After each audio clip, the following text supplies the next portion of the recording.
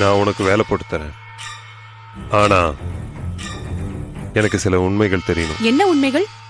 இந்த வீடியோ யார் எடுத்தது? அது நான் சொல்ல முடியாது, சொல்லவும் கூடாது. இப்ப நம்ம டீல் இந்த வேலை விஷயம்தான். இன்னும் 1/2 மணி நேரத்துல என்னோட கைக்கு அப்பாயின்மெண்ட் ஆர்டர் வரணும். இல்லனா இந்த வீடியோட ஒரிஜினல் போலீஸ் கைக்கு போயிடும். அதையும் மீறி நீங்க வீடியோவுக்கும் பயப்படாம போலீஸ்க்கும் பயப்படாம எனக்கு ஏதாவது ஆபத்து விளைவிக்கணும்னு நினைச்சீங்கன்னா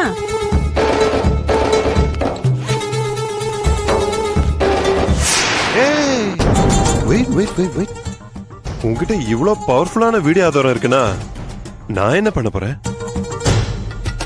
நான் உன்னோட எல்லா டிமாண்ட்ஸ்க்கும் ஒத்துக்கிறேன். இந்த கம்பெனில ஹியூமன் ரிசோர்ஸ் டிபார்ட்மெண்ட்ல ஒரு போஸ்ட் வேக்கண்டா இருக்கு. அதுக்கான இன்டர்வியூ தான் இது எல்லாமே. ஒரு 80,000 சேலரியில உனக்கு ஒரு ஜாப் அரேஞ்ச் பண்றேன். Is that okay? Okay sir. Phone.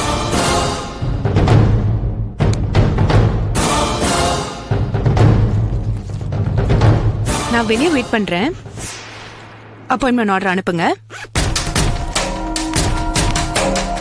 Sir,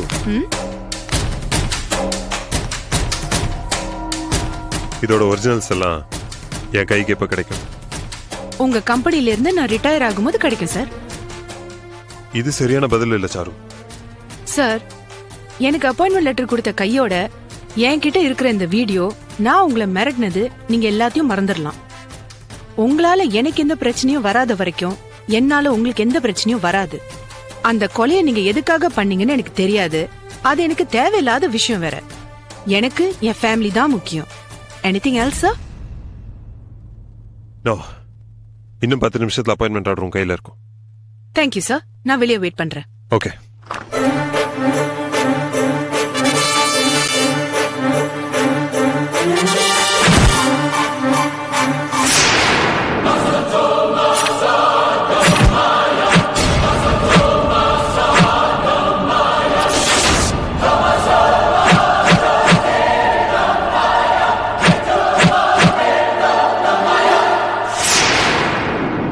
அப்பா, அக்கா, போன விஷயம் என்னாச்சுக்கா? நீயே சொல்லு, என்ன இருக்கும்? அக்கா, நான் உங்ககிட்ட பெட்டு கட்டியிருக்கேன். இன்னைக்கு உங்களுக்கு கண்டிப்பா வேலை கிடைச்சிடும்னு. வேலை கிடைச்சிச்சு இல்லக்கா? சஸ்பென்ஸ். அக்கா, டென்ஷன் ஏத்தாதீங்க அக்கா. நான் வேற இவகிட்ட பெட்டு கட்டியிருக்கேன். என்ன தெரியுமா, இந்த வர சண்டே உங்களுக்கு மட்டும் வேலை கிடைச்சிச்சுன்னா இந்த வீட்டு கிளீன் பண்ற வேலை, துணி துவைக்கிற வேலை, எல்லா வேலையும் இவதான் செய்யணும்னு சொல்லி. அம்மாடி, பயந்தே போயிட்டு. எதுக்கு பயம்? இல்ல, எங்க எல்லாருக்கும் சேர்த்து என்னைய சமைக்க சொல்வாளோன்னு. ஐயோ, உன் சமையலா? யார் சாப்பிடுறது? என்னம்மா, என்ன சாப்பிடணும், எப்ப சாப்பிடணும், எதுவா இருந்தாலும் சொல்லுமா.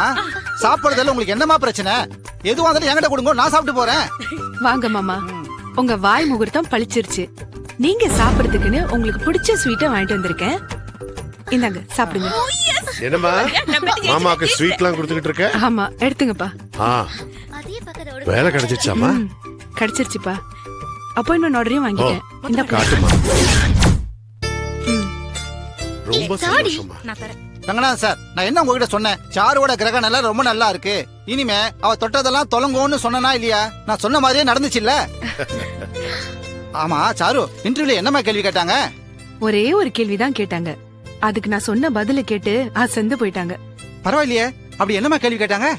End no. இங்கிலீஷ் வார்த்தைகள்ல இது ரெண்டும் நெகட்டிவ் ஆனது. அது எப்படி பாசிட்டிவா சொல்றதுன்னு கேட்டாங்க. ஐயோ, அது ரொம்ப கஷ்டமான கேள்வியாச்சே. அதுதான் இல்ல. எண்டுக்கு எஃபர்ட்ஸ் நெவர் டைனோ, நோவுக்கு நெக்ஸ்ட் ஆப்பர்ச்சுனிட்டின்னு நான் அப்படியே பாசிட்டிவா சொன்னேன்.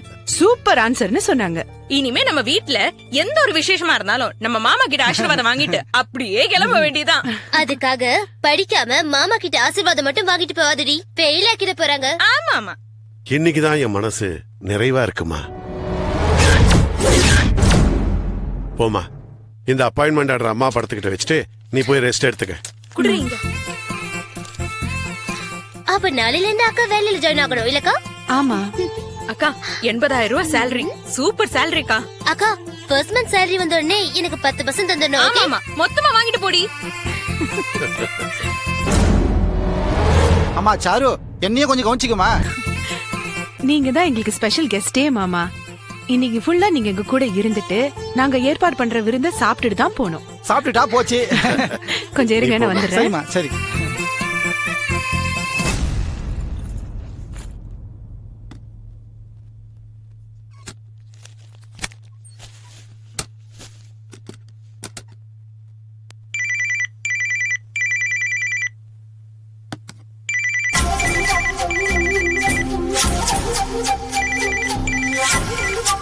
ஹலோ, என்ன சாரு, வீட்ல நிலைமை எப்படி இருக்கு?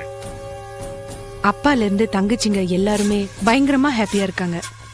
பத்தாததுக்கு பக்கத்து வீட்டு அங்கிள் வேற இந்த விஷயத்தை கேள்விப்பட்டுட்டு அவரு ஜோசியம் சொன்னதுனாலதான் வேலை கிடைச்ச மாதிரி குதியோ குதின்னு குதிக்கிறாரு. இனி உனக்கு எந்த பிரச்சனையும் இருக்காது. ஆமா, ஆனா எனக்கு தான் கொஞ்சம் திக்கு திக்குன்னு இருக்கு. எதுக்கு திக்கு திக்குன்னு இருக்கு? அந்த எம்டி சங்கரை நினைச்சாதான். பயப்பட வேண்டியது நீ இல்ல, அவன்தான். அதுவும் எனக்கு தெரியுது. ஆனாலும் ஒரு கருப்பு பூனை மாதிரி அடி மனசுல இருந்து ஒரு பயம் எட்டி பாக்குது. கரெக்ட். அந்த பூனைய தலையிலே தட்டு. இப்ப நீ பேசாம ரெஸ்ட் எடு, நாளைக்கு பார்க்கலாம். ஓகே, பாய் சிவா.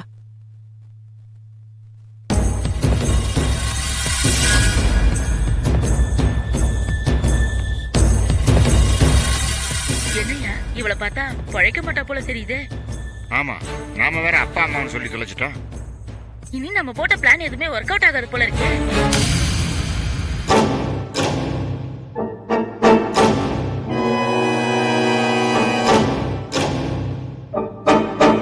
இவ பணம் ஆயிட்டா அத வேற தூக்கிட்டு ஊர் ஊரா சுத்திட்டு தெரியணுமே. சின்னையாவுக்கு ஏதாவது டவுட் வந்து யாரையாவது அனுப்பி ஏதாவது தகவல் தெரிஞ்சது அவ்வளவுதான், நம்ம 2 பேரை கொன்னா விடுவாரு. இப்ப என்ன பண்ணலாம்? சரி சரி, யாருக்கும் தெரியாம 2 பேரும் எஸ் ஆயிடலாம் வா.